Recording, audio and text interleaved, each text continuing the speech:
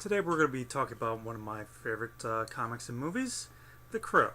And we're going to be doing it with my little friend here, action figure Tom McFarlane. Very good, figure. I've really enjoyed this one.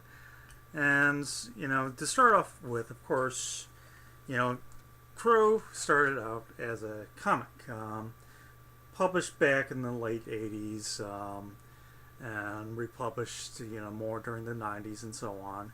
It was written by James O'Barr, and, it was written when he was dealing with the death of his girlfriend. She died because of a drunk driver. He's dealing with her death, and he's, so the pain of this loss he's going through while writing this, comic. And it's the story of, as we know, Eric Draven, who died, it was killed, along with his girlfriend. T-Bird and his gang were responsible for her death. And, now, he's back and he's exacting vengeance on, those who, did him wrong. And it's all written and illustrated by O'Barr. Very good artwork here. And, just with the shadows and, the style, how everything's dark, and the fact that it's black and white, only enhances it. And, so it has a very gothic feel to it. And I've really enjoyed it because of that. So Eric Draven's going and he's avenging the murders, and he's killing off the gang members. In this story, Top Dollar is only a minor character. So Eric Draven's, back, he has his more distinct look. And, the way the comic is written, there's a very poetic tone to it. And a very poetic style of writing, and in the terms of the narration and how things are being described, and how the city is described, how events are described. Just there's this certain poetic tone to it that I really enjoyed to this comic. And we get throughout its little excerpts from various poems and such. Like, for example, we get stuff from Arthur Rimbaud, and so we get stuff from Joy Division, excerpts from Joy Division songs, and we get quotes to Voltaire. And so there's this gothic undertone to this comic that I really enjoy, with the poetry and the undertones and the black and white, that we have the Joy Division songs, that we have Arthur Rimbaud, that we have the Voltaire quotes, and the way O'Barr is writing the thing in a sort of poetic tone. The very dark and gothic, elements, and the what he's dealing with, the pain of the death of his girlfriend, is very resonant all throughout this comic, and that's what makes this so unique, and the fact that it is an underground comic. It's not Marvel, it's not DC, it's not a major title. It's mainly underground, and most people kind of know it now, more now than maybe earlier, but it was not mainstream, and like everything with goth, it was underground. And so I really enjoyed the original storyline, the original comic. Later on, O'Barr would do other comics where other, I guess you would say, avatars are, being brought back by the Crow. They're avenging various wrongs, and I never not really interested in those. I didn't pick those up. I didn't read those. I'm not interested in the continuing story of different crows. I'm only interested in the original story of the original Crow. That's the comic I want to read. And the same for the movie.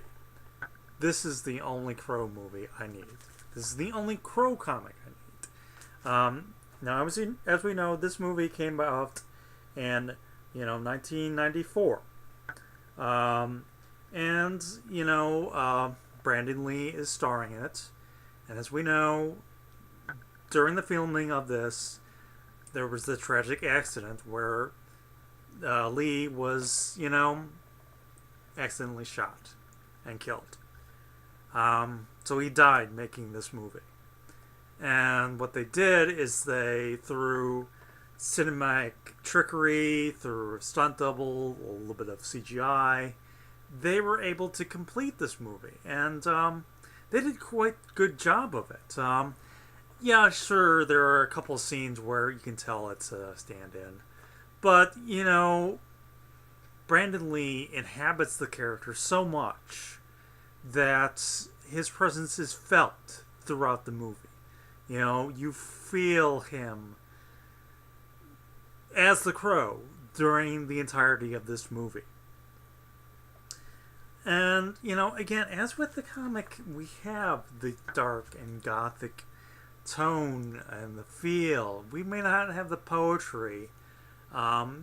We have some music. It's not necessarily the same music. It's not Joy Division, but it's, certainly dark and, maybe a little bit more heavy metal music. But it still has that feel and tone. Yes, it's color, but it still has that dark atmosphere.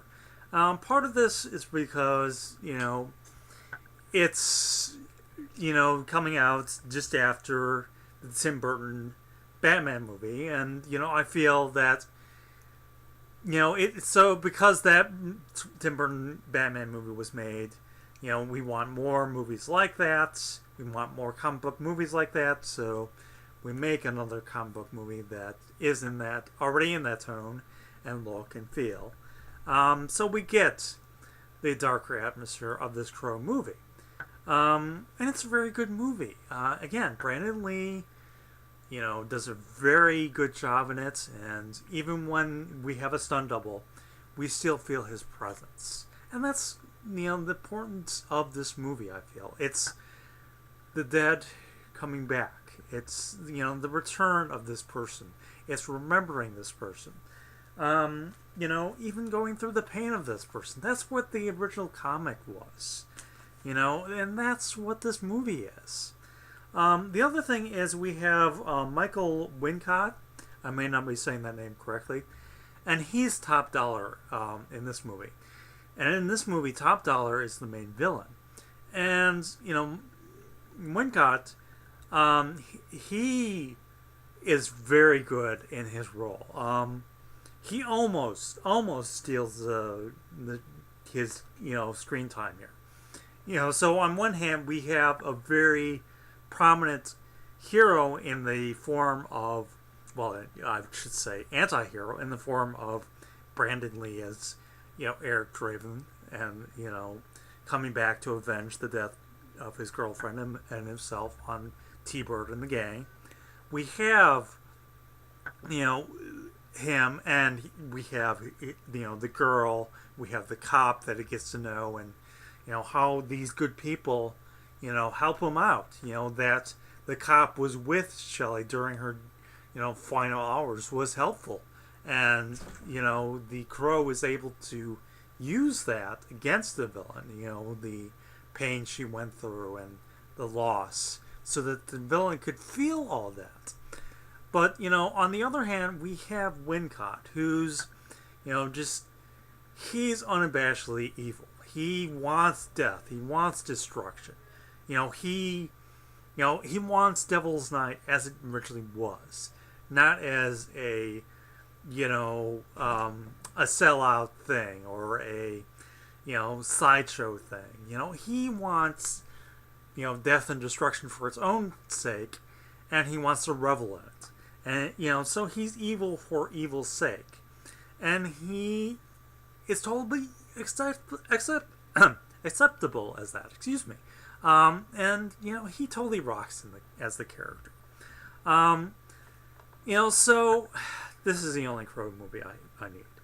There were sequels, there were other actors and other Crows. I can't say I was really interested in those. Yes, they tried to imitate the style. Yes, they tried to imitate the tone, but I just did not feel it. It didn't interest me. The second movie, I watched and didn't really get into. I didn't enjoy it at all. I didn't bother with any of the other sequels. Just as I didn't bother with the sequels to this comic. There was a TV series, kind of a reboot, and the pilot episode was kind of a remake of this movie. But again, I didn't need it to be remade. And for the pilot, I've only seen the pilot episode of the TV series, and it just didn't have that same amount of energy. It had some similar scenes, including how the villain is killed, but it doesn't have the same amount of energy. Sure, the actor's okay as Eric Draven, but again, it's not Brandon Lee. It's not the presence of Brandon Lee. It's just another actor being Eric Draven. And I don't need that. I already have that. And the actor who's playing Top Dollar in the TV series pilot, he just did not have any energy. He was, not an interesting villain. He's kind of a lame villain. And the fact that he's meant to be actually a secondary villain for a much bigger villain, just doesn't work, So the actor who wasn't the villain in this movie, that's the villain I need. That's the villain I want. So the TV series reboot was not necessary. I did not need it. And, I hear that there's going to be... Well, I've been hearing lots of rumors about a Crow film remake, and I don't need it. I already have The Crow. If I want to watch The Crow, I will pop this in to my DVD player and watch it. It's the only Crow movie I need. I don't need the sequels. I don't need the TV series. I don't need a flipping reboot. I just want this. This is the Crow I want. This is the Crow I'm going to watch. This is the Crow comic I want. Is the Crow comic I will read and reread. I always say, respect the past. I say that very much so with this. Don't go see a Crow remake. Don't bother with the Crow sequels or movie sequels or comic sequels or TV shows. You don't need that. You just need the original story that had the energy, that had the feel, the tone, the writer going through what he's going through. All that's there. And the wonderful artwork. For the movie, you have Brandon Lee. And I'm sorry. Trying to replace Brandon Lee, it's disrespectful, I feel. He's the only actor I need in the part. Because like I said, this movie is all about the dead being remembered, brought back, and not forgotten. That's what this movie is. It's Brandon Lee being remembered. That's why they decide to continue on with this movie and not have another actor, not start reshooting the film with another actor. No, we get, the stunt double, we get the trickery. We use that to complete the movie. And, that's how you do it. You honor the original actor. I don't need some other actor as the Crow. I have the Crow. And, I know I'm being a dead horse with this, saying this, but I just can't say it enough. Anyways, this